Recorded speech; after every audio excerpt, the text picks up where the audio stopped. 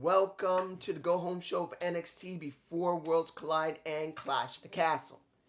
Now I want to apologize. I just remembered that's the reason why I'm refilming this.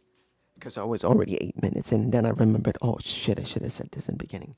I apologize for not seeing Raw. I wasn't feeling well. You guys don't know what it's like to have bad allergies. Literally. I admit a lot of crazy things has been going on with me lately.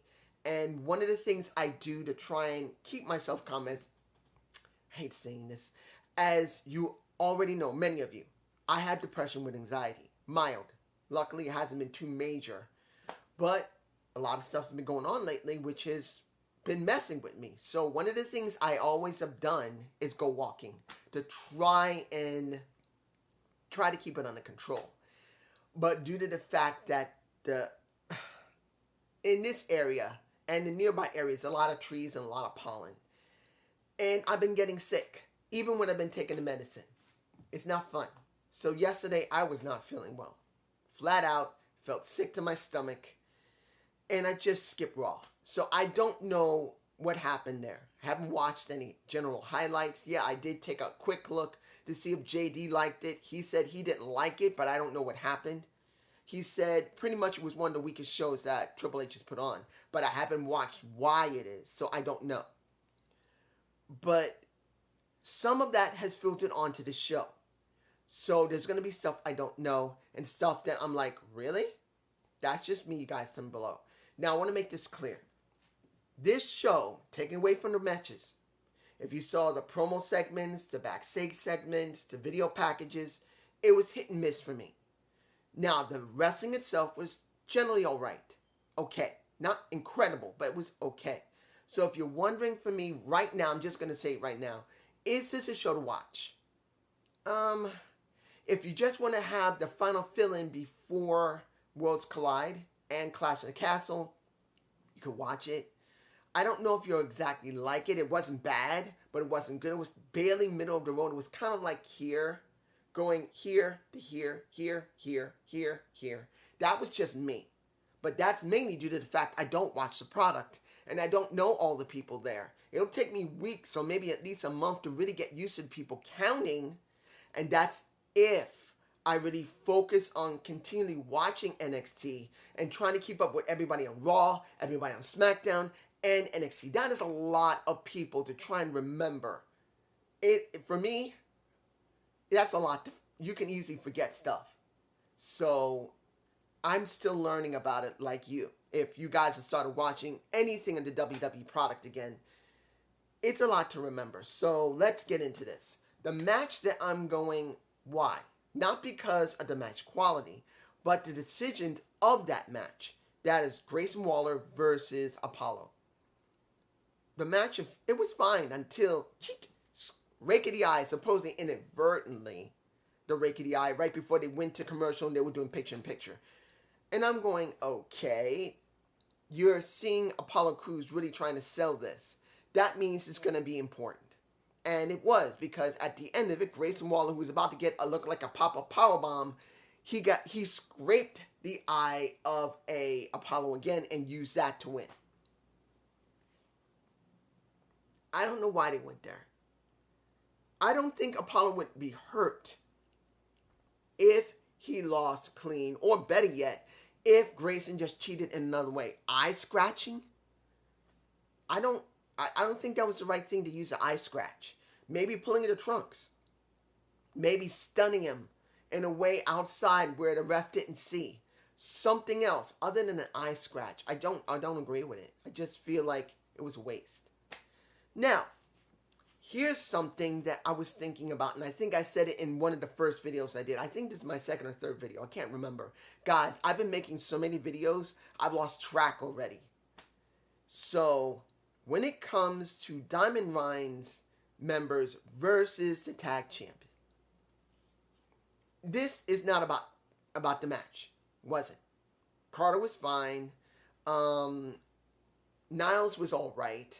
The other two seem a little sloppy, but not too bad. It was okay. But here's the thing. What I was thinking, and this is a couple of episodes back when I first did the NXT. when it comes down to it, you wonder, when is the NXT champs going up against the WWE champs? And I did not watch Raw, so I didn't know that Doudrop and Nikki Ash. That is so, why? Why did you go there with them? You could have gone someone else. I thought it was going to be Natalya and Sonya Deville. So they decided to do Doudrop and Nikki Ash. So when the match was over and these two were happy and they're wondering who their next opponents are, come out the current WWE Women's Champions. They're coming in, and then they said, we want those titles. But here's what gets interesting. That is stupid. Not about the match going to be bad or not. Not about two women who are from the UK who have been well known, and not legends, but probably well known and very well known veterans of European wrestling. They're not unifying the titles. They're saying they want to claim those titles, not unify them. Why? Why not unify the NXT and WWE championships? What is the point of having two separate belts? It would have been easier. Maybe they will change their mind by Clash of the Castle or by Worlds Collide, because that would be the wisest thing to do. That maybe they'll announce in a Clash of the Castle that when Doudrop and Nikki Ash go up against the current NXT champions, they are now going to unify them instead of them just going after them. But if they don't go and unify them, it's dumb. They were already having problems of having women on Raw and SmackDown and feeling like they were nothing. They need one unified title for all three brands. Calm down. They need to unify the damn titles. They don't need Nikki Ash and Doudrop holding both sets of titles and then going from Raw, SmackDown, and then NXT separately. That is stupid. That is just dumb. I'm moving on. And it wasn't about the match quality that they'll put on. It'll probably be all right. Now, Skittish. Let me get this done first. Seeing Skittish with Joe Gacy. I've always thought Joe was weird, and I liked that. He was something about him when I first saw him, which was very brief. But it still stuck in my mind about him that he kind of reminded me of Bray Wyatt. That's the reason that I'm remembering him. Because if everybody thinks he reminds them of The Undertaker, he's not an Undertaker. He's a Bray Wyatt. He's basically a Bray Wyatt light, for me personally. So when I see that he's working with the Cameron Grimes, the caveman, I'm going like, is this really good? Is this really bad? This kind of feels forced. Since I didn't see what was the reasoning for the beginning of it, it kind of feels forced to me personally. So I don't know what sparked Joe Gacy to deal with Cameron Grimes. So I can't say it was good or it was bad. I'm just saying, to me, it feels forced, but I don't know if that's a force good or a force bad. I know someone say, how can it be a good forcing? Because maybe it was something that they need to do, but they took too long with. And now, because of a pay-per-view, they really need to do something important. They bring it together very quickly, and it's good to see it, but it does feel forced. That's the difference. So, seeing the little segment they had, the video package first, and then the segment in the ring, it was all right seeing that Cameron Grimes is saying, I don't need nobody. I just need to know that everyone hears my to the moon, Cameron Grimes. Yes, I get that. But seeing that Gacy brought up his father, where for me personally, I don't know if he's ever mentioned his father. The last time I watched Cameron Grimes, when he was working with LA Knight and Ted DiBiase. That was the last time I watched Cameron Grimes. So I don't know, has he spoken about it? Or did just Joe Gacy bring it up? I don't know. But he didn't take it very well. He was pissed as hell after his flock tried to beat up on a Cameron Grimes. And Cameron pretty much nails him.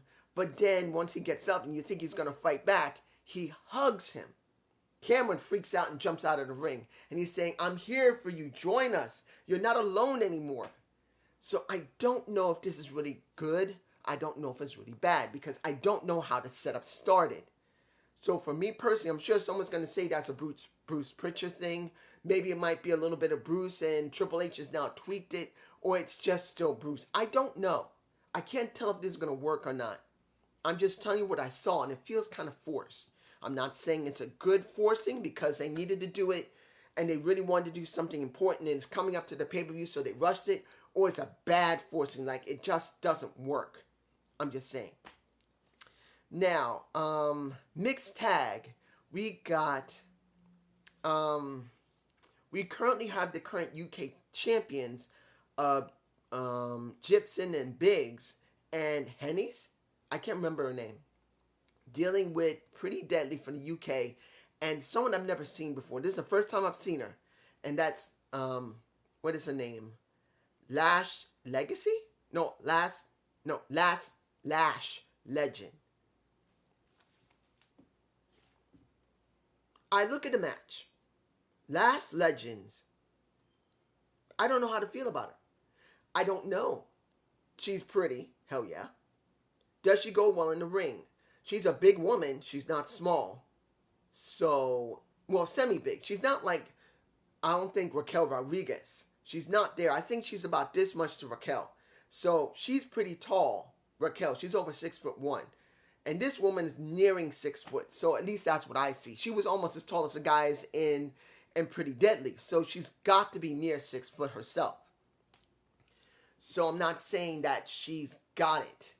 This is only the first time I saw her, but there's something about her. I don't know. I can't put my finger on it. I don't know what it is. I can't say it's bad. I can't say it's good. There's something there.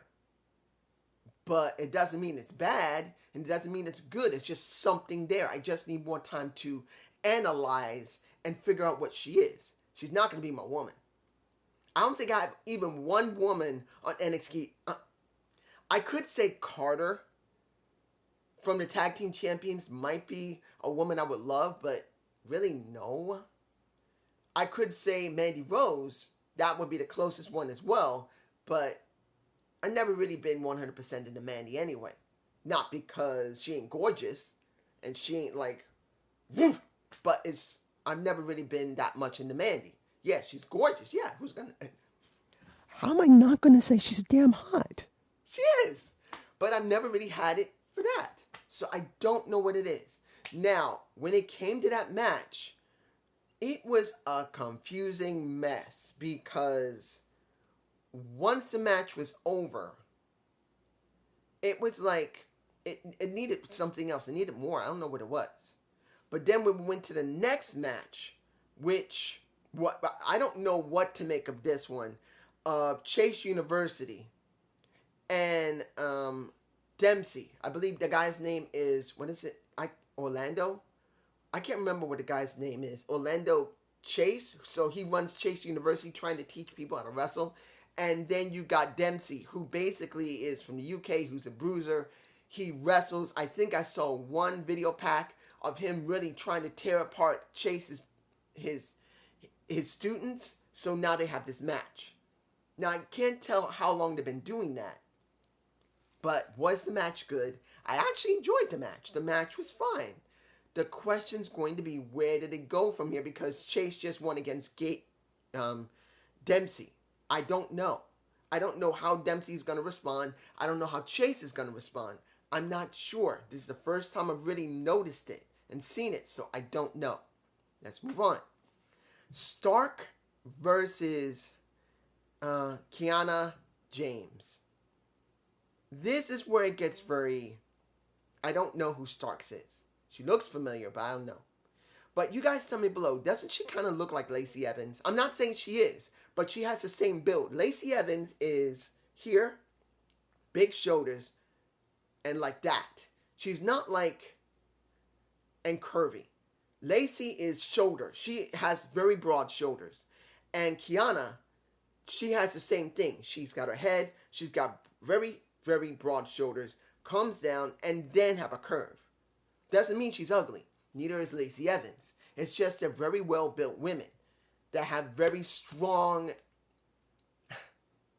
They got a lot of men influence in them. Kind of like Charlotte Flair. She has a man's figure. It's the reason why she's like little shoulders and like this. She's a stick. That's how she... Oh, almost forgot.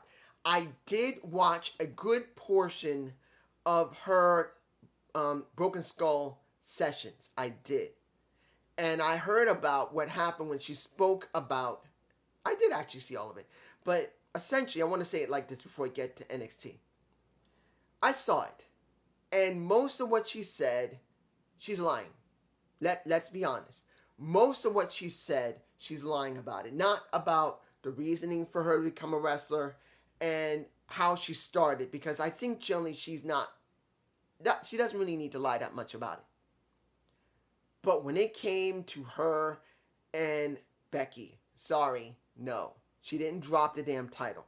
She didn't just accidentally let it fly out of her hand. She legitimately, before she even reached it, she let it go on purpose.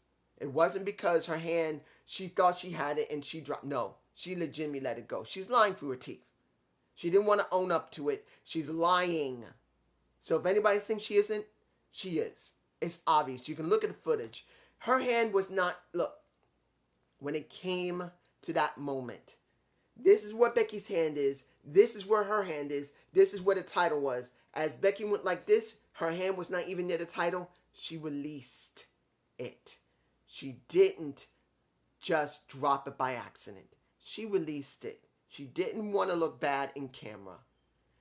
She didn't. Because they still have controversy between the two. That's why they're still separated. That's why she's on SmackDown and Becky's on Raw. That's just it. Now, I just need to say that because I just wanted to say it. But I saw the match. I still don't understand why people like Stark so much. It's not that she's not a good wrestler. I just don't see what's special about her still. Her promos, from what few I've seen, is okay. Sometimes she goes here and then here. She never goes up. She's here to here, here, here, here. That's how she is. Her personality, she doesn't have one. And a lot of people say you don't need a personality when you wrestle. Well, sometimes you do. You need to know what type of personality you have as a wrestler. Are you a grapple wrestler? Are you a Greco-Roman wrestler? Are you a wrestler that uses martial arts? Are you a wrestler that does traditional American style, straight up Olympian wrestling? You could tell from each individual wrestler who does something like that. You can feel it. When you look at Dempsey, Dempsey's a bruiser, but you could tell that he is a submission wrestler. You could feel he's a bruiser, but a submission wrestler. Now, does he have a personality? I don't know. I need more time, but I could feel what he is. With her, she's like this. I can't tell who she is. That's just me. Nakia Lyons, I believe that's her name is, because when James lost the match and she was mad about it, she was about to attack her, Nakia Lyons came out and tried to do a roundhouse kick on her and she ran out of the ring. And it seems so to her friends, supposedly. I don't know. I know they had a match last week and Starks lost, but still, I don't know. Now, what else do we have here? I gotta mention this again. I think I talked about it last time. Quincy Elliott. Remember his name now, because I see him again. I'm not feeling him. I'm sorry. It's not that he's trying to be a diva. It's not because he's gay. I don't personally care. It counts on how he's supposed to be in his character. It feels freaking forced. He doesn't feel like someone like that. He doesn't feel like Orlando Jordan. Remember Orlando Jordan? I believe that was his name when he was in Impact Wrestling or TNA. You could tell the guy tried to make it feel like he was somewhere in between of being bi. You could feel it. You can see how he's acting. You could see the way he dressed. You could see the way he was talking. You could feel his charisma. Here, with Quincy Elliott, he's trying so hard to make himself sound like he's a drag queen. Trying to sound like he's a true diva, a woman that cannot be denied. And it's coming off like garbage. I don't know what it is. He's trying way too hard. He's trying to recite what he's been told by the writers, but then it doesn't feel genuine. It doesn't. Look, I live in New York. Understand, there's a lot of gay, lesbian, bi in this city. And I've known many of them. Hell, I had to convince a friend of mine when I used to work in one place, because I worked in 2 different places. She was going to get married, and her partner wanted to be special. And she says, I don't know why we're doing this. It's just, we're 2 gay women. Doesn't matter. He said, it's important. Don't matter if you're gay or not, as long as you're happy. And it's important to her. I'm not saying I'm perfect. I'm not saying that I understand what it means to be gay or lesbian. I'm not. But it doesn't mean I don't understand when someone loves somebody and they want to make it special. He doesn't feel special. He feels like he's reciting something. He's trying to make it mean special, and I'm not feeling it. I'm just saying, you guys tell me below. Now, what's left? We had the 6-man tag, Diamond Mine versus Gallagher, which ended up into a huge brawl. And Robert Strom trying to show Diamond Mine that he is in their corner when one of the members, I don't know his name, I forgot his name, decided to take the phone from Strom and tried to step and break it. I don't know what started this. I mean, I did see a little bit of the video where supposedly they're saying that he's in the corner of, who was it? Not Gallagher, but somebody else. I think it was somebody else other than Gallagher. Or was it Schism? Maybe with Joe Gacy. I'm not sure. But at this point, it's not working. It doesn't feel like it's working, but honestly, I have not watched the product long enough to say that it's really working or not, even though I say it isn't working. This is just my initial impressions of maybe 2 to 3 shows. If this has been going on for a couple of weeks to a couple of months, I can't say 100% that I'm right. I'm just giving you my current impressions of it. Like, there's something missing, it's not working, but it doesn't mean that it isn't. But that's just me. But it just broke out into a big brawl. Now, supposedly, the UK titles and the current NXT titles are going to have a fatal 4-way at, and what is it, Worlds Collide, and now that's happening. So why are the women not getting that? Well, unless they change it, or unless they didn't describe it correctly to me, why are they not getting it? You guys tell me below, am I wrong? Is it now unification? Because I heard them just say they're going after the titles. I don't know. So I don't know. You're going to have to tell me, guys. Finally, Carmelo Hayes. Carmelo Hayes was upset because Worlds Collide, he has no match. There's no match whatsoever.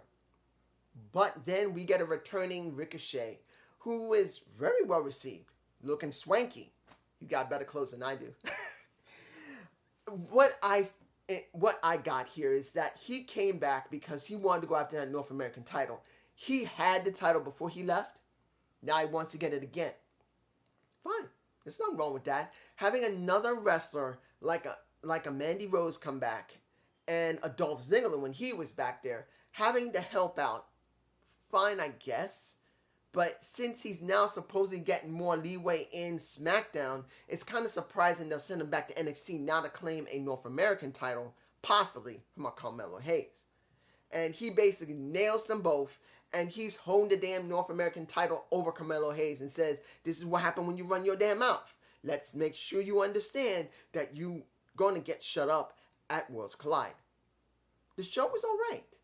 It was generally all right. Now, admittedly, since I don't know all the storylines and how long they are, I can't say from my initial understanding of these 2 to 3 shows that I've watched, it's great TV or it isn't. Honestly, so far, it's been like here, here, here, here, here, here. In the last 2 to 3 shows, it's gone below it, and it's come maybe to at least okay.